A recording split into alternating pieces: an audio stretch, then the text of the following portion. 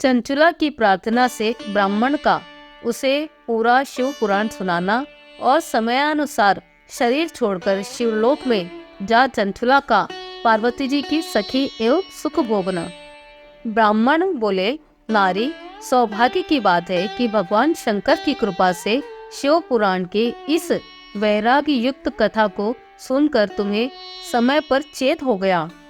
ब्राह्मण पत्नी, तुम डरो मत, भगवान शिव की शरण में जाओ। शिव की कृपा सारा पाप तत्काल नष्ट हो जाता है। मैं तुमसे भगवान शिव की कीर्ति कथा से युक्त उस परम वस्तु का वर्णन करूंगा जिससे तुम सदा सुख देने वाले उत्तम गति प्राप्त होगी। शिव की उत्तम कथा सुनने से तो तुम्हारी बुद्धि इस तरह पश्चाताप से युक्त और शुद्ध हो जाएगी, साथ ही तुम्हारे मन में विषयों के प्रति वैराग्य हो गया है। पश्चाताप की पाप करने वाले पापियों के लिए सबसे बड़ा प्रायश्चित है। सत्पुरुषों ने सबके लिए पश्चाताप को ही समस्त पापों का शोधक बताया है। पश्चाताप ही पापों की बुद्धि वाला है, तो पश्चाताप करता है वही वास्तव में पापों का प्रायश्चित करता है, क्योंकि सत्पुरुषों ने समस्त पापों की शुद्धि के लिए जैसे प्रायश्चित का उपदेश किया, वह ही पश्चाताप से संपन्न हो जाता है। जो पुरुष बुद्धि पूर्वक प्रायश्चित करके निर्भय हो गया है, वह अपने कुकर्म के लिए पश्चाताप नहीं करता। उसे प्राय उत्तम गति नहीं होती, परंतु जिसे अपने कुकृत्य पर हृदय पश्चाताप होता है, वह अवश्य उत्तम गति का भागी होता है, इसमें संशय नहीं है। इस शिव पुराण की कथा सुनने से जैसे चित्त शुद्धि होती है, वैसे दूसरे उपायों से नहीं होती। जैसे दर्पण साफ करने पर निर्मल हो जाता है, उसी प्रकार शिव पुराण की कथा की चित्त अत्यंत शुद्ध हो जाता है, इसमें संशय नहीं है। मनुष्य के शुद्ध चित्त में जगदम्बा पार्वती सहित भगवान शिव विराजमान रहते हैं। इससे वह विशुद्ध आत्मा पुरुष श्री सांब सदाशिव के पद को प्राप्त होता है। इस उत्तम कथा का श्रवण समस्त मनुष्यों के लिए कल्याणकारी बीज है, अतः यथोचित मार्ग से इसकी आराधना अथवा सेवा करनी चाहिए। यह भव बंधन रूपी रोग का नाशक करने वाली भगवान शिव की कथा को सुनकर फिर अपने हृदय में उसका मनन एवं निधिध्यासन करना चाहिए। इससे पूर्णतः चित्त शुद्धि होती है। चित्त शुद्धि होने से महेश्वर की भक्ति अपने दोनों पुत्र ज्ञान वैराग्य के साथ निश्चय ही प्रकट होती है। तत्पश्चात महेश्वर के अनुग्रह से दिव्य मुक्ति प्राप्त होती है, इससे संशय नहीं है।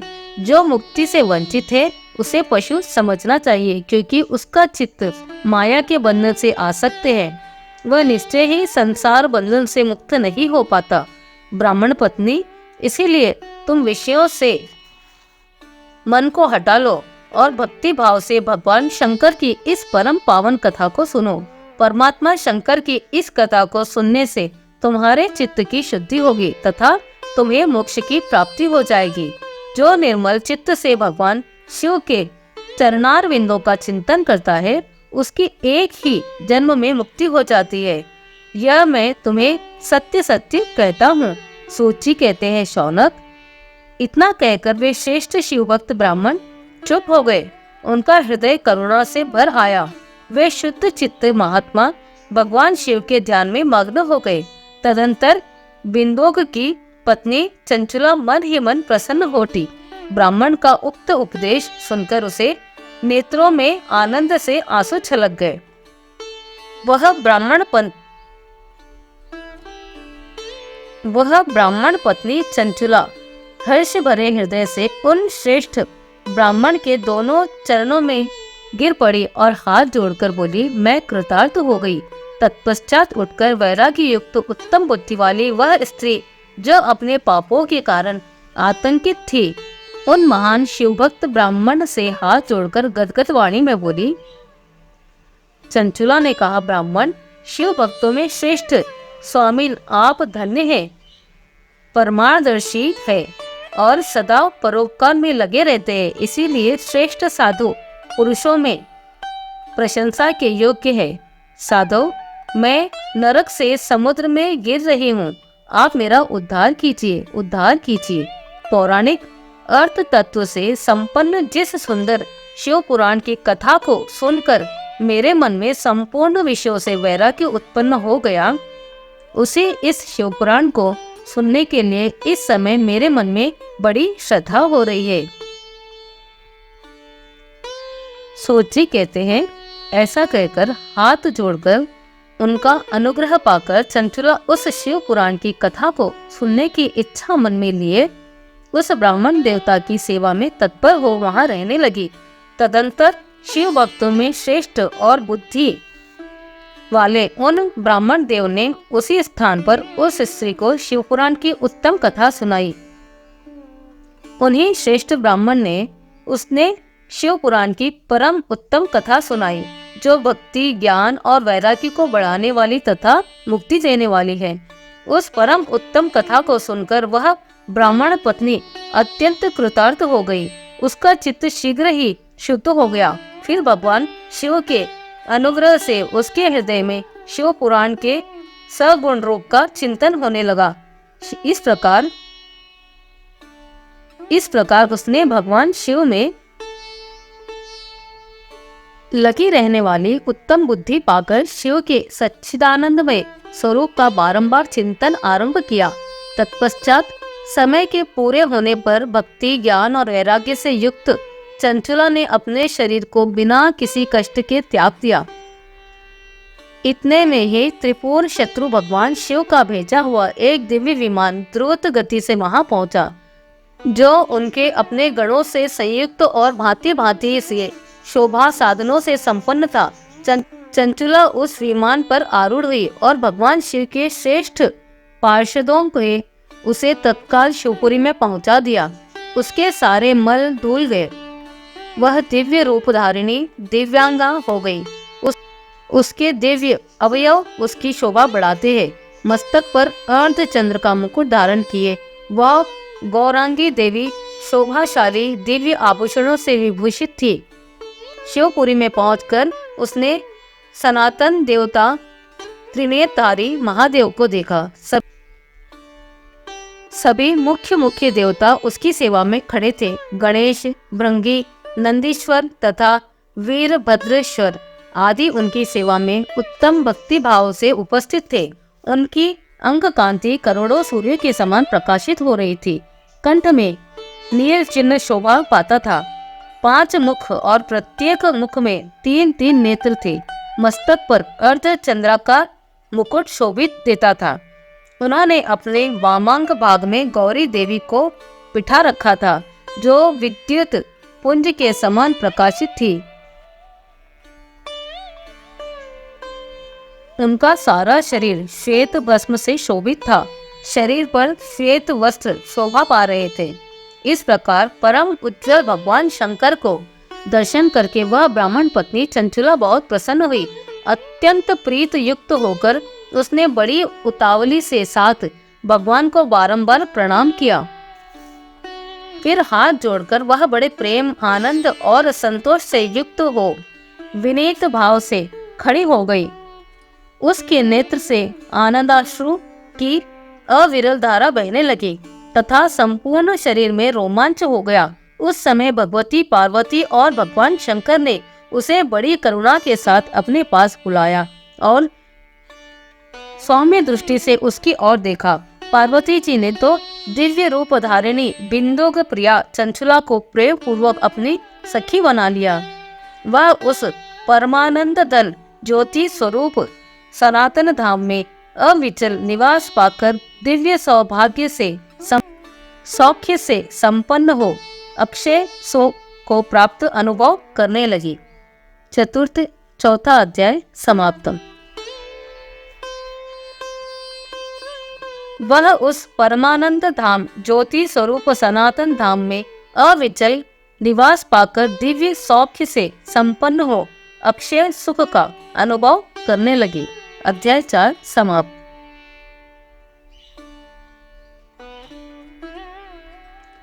चंचुला के प्रयत्न से पार्वती जी की आज्ञा पाकर तुम्बुरु का विंध्य पर्वत पर शिव पुराण की कथा सुनाकर बिंदुक का पिशाच योनि से उद्धार करना तथा उन दोनों दंपत्ति का शिवधाम में सुखी होना।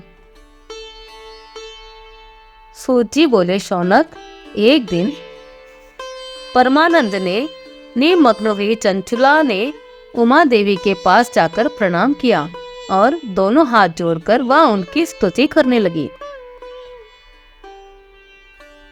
चंचुला बोली, गिरिराज नंदिनी स्कंद माता उमे, मनुष्यों में सदा आपका सेवन किया है। समस्त सुखों को देने वाली शंभो प्रिय आप ब्राह्मण स्वरूपिणी है। विष्णु, आप ब्राह्मण आदि देवताओं द्वारा सेव्य है। आप ही सगुणा और निर्गुणा है तथा आप ही सूक्ष्म सच्चिदानंद स्वरूपिणी आज्ञा प्रवृत्ति है। आप ही संसार की सृष्टि, पालन और संहार करने वाली है। तीनों गुणों का आश्रय भी आप ही है। ब्राह्मण, विष्णु और महेश्वर, इन तीनों देवताओं का आवास स्थान तथा उनकी उत्तम प्रतिष्ठा करने वाली पराशक्ति आप ही है। सूत जी ने कहा, शौनक, जिनके सतगति प्राप्त हो चुकी थी वह चंचुला इस प्रकार महेश्वरी पत्नी उमा की स्तुति कर कर सिर झुकाए चुपचाप खड़ी थी। उनके नेत्र में प्रेम के आंसू उमड़ आए थे। तब करुणा से भरी हुई शंकर प्रिया भक्त वत्सला पार्वती देवी ने चंचुला को संबोधित करके बड़े प्रेम से इस प्रकार कहा। पार्वती जी बोले, सखी चंचुले सुंदरी, मैं तुम्हारी की हुई इस स्तुति से बहुत प्रसन्न हूँ। बोलो, क्या वर मांगती हो? तुम्हारे लिए मुझे कुछ भी अदेय नहीं है। चंचुला बोली, निष्पाप गिरिराज कुमारी, मेरे पति बिंदुग इस समय कहाँ हैं? उनकी कैसे गति हुई यह मैं नहीं जानती। कल्याण में दीन वत्सले, मैं अपने उन पतिदेव से जिस प्रकार संयुक्त हो सकूं वैसा ही उपाय कीजिए। महेश्वरी महादेवी, मेरे पति एक शूद्र जातीय वैश्या के प्रति आसक्त थे और पाप में ही डूबे रहते थे। उनकी मृत्यु मुझसे पहले ही हो गई थी। न जाने वे किस गति को प्राप्त हुए। गिरिजा बोली, बेटी, तुम्हारा विंदोक नामक पति बड़ा पापी था। उसका अनंतकरण बड़ा ही दूषित था। वैश्या का उपभोग करने वाला वह महामूढ़ मरने के बाद नरक में पड़ा। अनगिनत वर्षों तक नरक में नाना प्रकार के दुख भोग कर वह पाप आत्मा अपने शेष पापों को भोगने के लिए विंध्य पर्वत पर पिशाच हुआ है। इस समय वह पिशाच अवस्था में ही है और नाना प्रकार के कलेश उठा रहा है। वह दुष्ट वही वायु पीकर रहता है और सदा सब प्रकार के कष्ट सहता है। सूत जी कहते हैं, शौनक, गौरी देवी की यह बात सुनकर उत्तम व्रत का पालन करने वाली चंचुला उस समय पति के महान दुख से दुखी हो गई। फिर मन को स्थिर कर उस ब्राह्मण पत्नी ने व्यस्तित हृदय से माहेश्वरी को प्रणाम कर पुनः पूछा। चंचुला बोली, महेश्वरी महादेवी, मुझ पर कृपा कीजिए और दूषित कर्म करने वाले मेरे उस दुष्ट पति का अब उद्धार कर दीजिए। देवी, को सती बुद्धि वाले मेरे उस पापात्मा पति को किस उपाय से उत्तम गति प्राप्त हो सकती है, यह शीघ्र बताइए। आपको नमस्कार है। पार्वती जी कहने लगी, तुम्हारा पति यदि शिव पुराण की पुण्यमयी उत्तम कथा सुने तो सारी दुर्गति को प्राप्त करके उस उत्तम गति को भागी हो सकता है।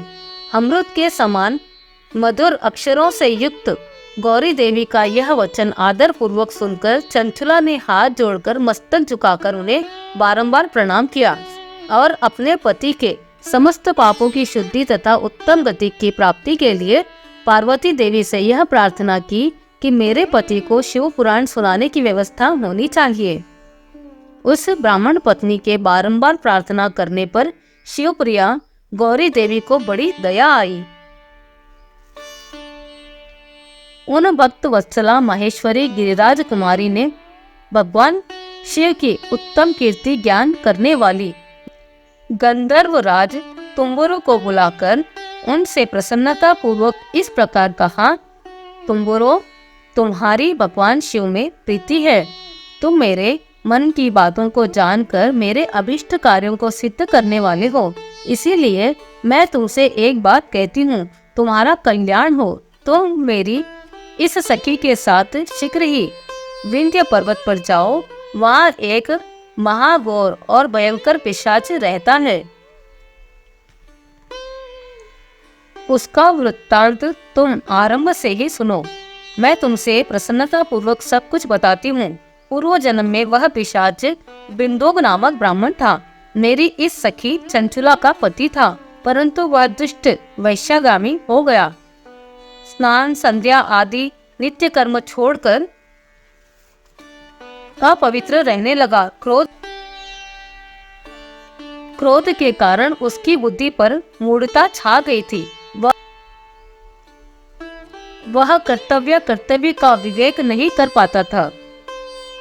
अभ्यभक्षण, सज्जनों से द्वेष और दूषित वस्तुओं का ज्ञान लेना देना, यही उसका स्वाभाविक कर्म बन गया था। वह अस्त्र शस्त्र लेकर हिंसा करता, बाएं हाथ से खाता, दीनों को सताता और क्रूरता पूर्वक पराये घरों में आग लगा देता था। चांडालों से प्रेम करता और प्रतिदिन वैश्या के संपर्क में रहता था। बड़ा दुष्ट था। वह पापी अपनी पत्नी का परित्याग करके दुष्टों के संग में आनंद मनाता था। वह मृत्यु पर्यंत दुराचार में ही फंसा रहा। फिर अंत काल आने पर उसकी मृत्यु हो गई। वह पापियों के भोग स्थान घोर यमपुर में गया और वहां बहुत से नरकों का उपभोग करके वह दुष्ट आत्मा जीव इस समय विंध्य पर्वत पर पिशाच बना हुआ है। वही वह दुष्ट पिशाच अपने पापों का फल भोग रहा है। इस समय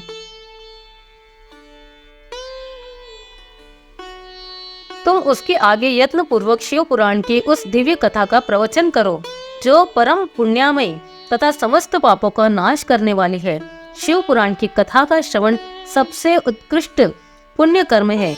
उसके हृदय में शीघ्र ही समस्त पापों से शुद्ध हो जाएगा और वह प्रेत योनि परित्याग कर देगा।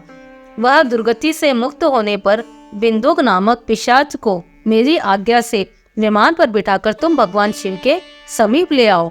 सूची कहते हैं, शौनक, महेश्वरी उमा के इस प्रकार आदेश देने पर गंधर्वराज तुम्बुर मन ही मन बड़े प्रसन्न हुए।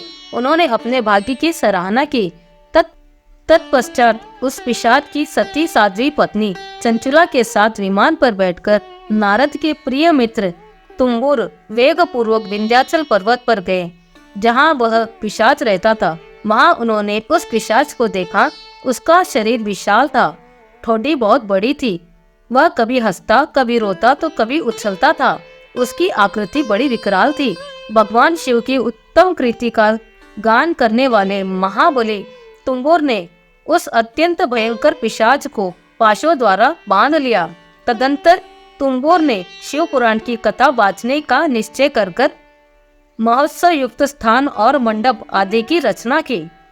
इतने में ही वह संपूर्ण लोकों में बड़े वेग से वह प्रचार हो गया कि देवी पार्वती की आज्ञा से एक पिशाच का उद्धार करने के उद्देश्य से पुराण की उत्तम कथा सुनाने के लिए तुम्बुरु विंध्य पर्वत पर गए हैं। फिर तो उस कथा को सुनने के लोभ से बहुत से देवर्षि शीघ्र ही वहां पहुंचे। आदर पूर्वक शिव पुराण सुनने के लिए आए हुए लोगों का उस पर्वत पर बड़ा अद्भुत और कल्याणकारी समाज जुट गया। फिर तुम्बुरु ने उस पिशाच को पाशों से बांधकर आसन पर बिठाया और हाथों में वीणा लेकर गौरी पति की कथा का ज्ञान आरंभ किया। पहली अर्थात विंध्येश्वर संहिता से लेकर 7वीं वायु संहिता तक महात्म्य सहित शिव पुराण की कथा का उन्होंने स्पष्ट वर्णन किया। 7 संहिताओं सहित शिव पुराण का आदर पूर्वक श्रवण करके वे सभी श्रोता पूर्णता कृतार्थ हो गए। उस समय परम पुण्य शिव पुराण को सुनकर उस पिशाच ने अपने सारे पापों को धोकर उस पैशाचित शरीर को त्याग दिया। फिर तो शीघ्र ही उसका रूप दिव्य हो गया। अंग कांति गौरवर्ण हो गए। शरीर पर श्वेत वस्त्र तथा सब प्रकार से सुसज्जित आभूषण उसके अंगों को सुशोभित करने लगे। वह त्रिनेत्रधारी चंद्रशेखर रूप हो गया। इस प्रकार दिव्य देवधारी होकर श्रीमान बिंदुक अपनी प्राण वल्लभा चंचला के साथ स्वयं श्री पार्वती वल्लभ भगवान शिव का गुणगान करने लगे। उसकी स्त्री को इस प्रकार दिव्य रूप से सुशोभित देख वे सभी देवर्षि बड़े विस्मय हो गए। उसका चित्त परमानंद से परिपूर्ण हो गया। भगवान महेश्वर का वह अद्भुत चित्र सुनकर वे सभी श्रोता परम कृतार्थ हो गए। प्रेम पूर्वक श्री शिव का यशोगान करते हुए अपने अपने धाम चले गए। दिव्य रूपधारी श्रीमान बिंदुक भी सुंदर विमान पर अपनी प्रियतमा के पास बैठकर सुखपूर्वक आकाश में स्थित हो बड़ी शोभा पाने लगे। तदंतर महेश्वर के सुंदर एवं मनोहर गुणों का गान करता हुआ वह अपनी प्रियतमा तथा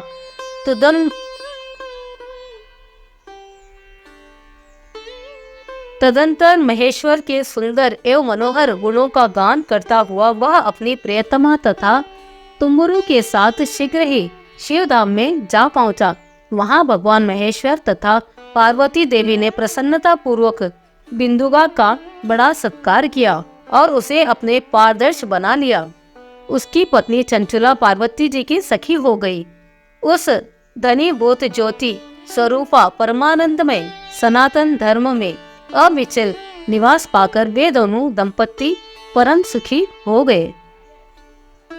अध्याय 5 समाप्त।